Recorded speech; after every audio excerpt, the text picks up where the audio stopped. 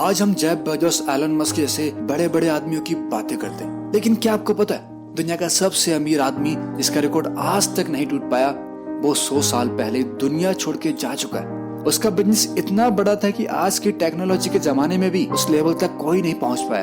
ये कहानी है दुनिया के सबसे बड़े ऑयल बिजनेस स्टैंडर्ड ऑयल की, और एक ऐसे बिजनेसमैन की जो हर डील में जीत जाता, जॉन डी रॉकफेलर। 1839 में न्यूयॉर्क के एक छोटे से गांव में जॉन रॉकफेलर का जन्म हुआ, लेकिन उसके पिताजी बहुत ही झूठे किस्म के इंसान थे जो अपने आप को बॉटनिक डॉक्टर कहते, लेकिन असल में वो देसी दवाइयां बेचते।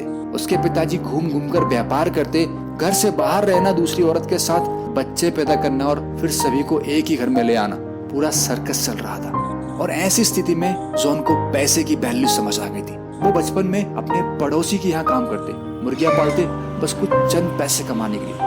सब ठीक ही चल रहा था, पर 1854 में उनका परिवार क्लीवेलैंड शिफ्ट हो गया। वहाँ उसने एक स्कूल ज्वाइन किया, लेकिन पैसे की जरूरत ज्यादा थी, तो 1 साल बाद ही स्कूल छोड़ दिया और एक अकाउंटिंग फर्म में 40-50 रुपए के बराबर दिन की सैलरी के हिसाब से काम करना शुरू कर दिया।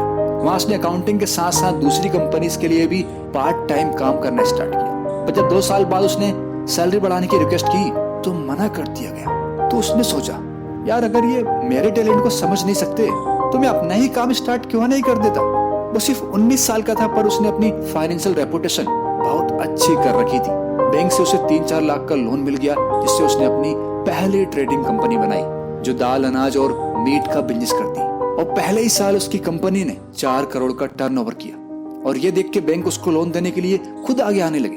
और 1859 में क्लीवेलैंड के पास एक जगह पे पहली बार क्रूड ऑयल मिलता है। लोग पागल हो गए, सब ऑयल ढूंढने निकल गए, लेकिन रॉकफेलर ने देखा ड्रिलिंग बहुत रिस्की है, मैं तो उनसे ऑयल खरीदूंगा और उससे रिफाइन करूंगा। उसने ऑयल रिफाइनिंग का बिजनेस स्टार्ट किया, लेकिन एक बहुत बड़ा चैलेंज था। क्लीवेलैंड तक ऑयल टैंक लाने के लिए रेलवे लाइंस नहीं थी।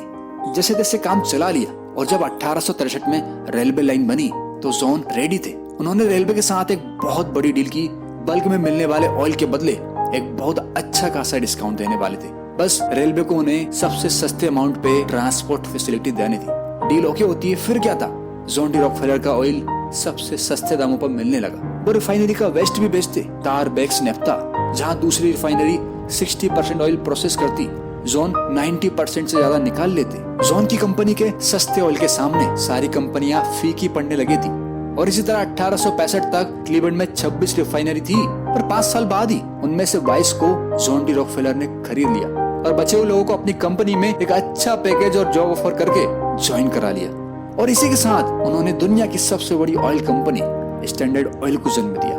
वो अपने कॉम्पिटिटर को सीधा कहते, देखो मैं 1 साल तक लॉस में काम कर सकता हूँ, लेकिन तुम 2 महीने भी नहीं टिक पाओगे। और वैसा ही हुआ, वो प्राइस कम करता गया, कॉम्पिटिटर बंद होने लगे। और इसी तरह 1880 तक जॉन डी रॉकफेलर अमेरिका के 90% ऑयल के मालिक थे। 1882 में उसने एक और चालाकी की, स्टैंडर्ड ऑयल कंपनी को स्टैंडर्ड ऑयल ट्रस्ट बना दिया। एक ही कंपनी के अंदर 40 कंपनियां बना दी, और इसी के साथ वो दुनिया के सबसे बड़े बिजनेसमैन बन चुके थे। 20,000 से ज्यादा oil reserve, 4,000 miles pipeline, 1 lakh से ज्यादा एम्प्लॉय। पर ये ताकत सबको पसंद नहीं आई। मीडिया, पॉलिटिशियन सब उनके खिलाफ हो गए। और 1890 में यूएसए गवर्नमेंट ने एक नया नियम बनाया, शर्मन एंटी ट्रस्ट एक्ट। और कई साल केस चलने के बाद 1911 में सुप्रीम कोर्ट ने उसकी कंपनी को 34 अलग अलग हिस्सों में तोड़ दिया। तो क्या हमारा हीरो हार गया? बिल्कुल नहीं। उसने हर कंपनी में अपने शेयर्स रखे, और जब वो कंपनी अलग बनी, फिर मर्ज हुई, तो उसकी वेल्थ और भी ज्यादा बढ़ गई। आज के एक्सन मोबाइल, सेवरॉन जैसे ये सब कंपनियां स्टैंडर्ड ऑयल्स के ही टुकड़े हैं, जिनकी नेट वर्थ 33 लाख करोड़ से भी ज्यादा है। समझ लीजिए ये संपत्ति कितनी बड़ी होगी। आज भी दुनिया के सबसे अमीर बिजनेसमैन एलन मस्क इसके आसपास भी नहीं है। अब इस तरह इस कहानी का तो अंत हो जाता है, पर हमने इस कहानी से क्या सीखा? रॉकफेलर ने हमें ये सिखाया कि पैसा टैलेंट से नहीं, स्ट्रेटेजी से बनाया जाता है। उसने कभी भी ऑयल्स के लिए ड्रिलिंग नहीं की, खोज नहीं की, लेकिन सबसे बड़ा ऑयल बिजनेसमैन बन गया। इंडियन यूथ के लिए ये मैसेज है कि रिस्क समझो, अपॉर्चुनिटी पे काम करो, और हर पैसा वाइसली इन्वेस्ट करो।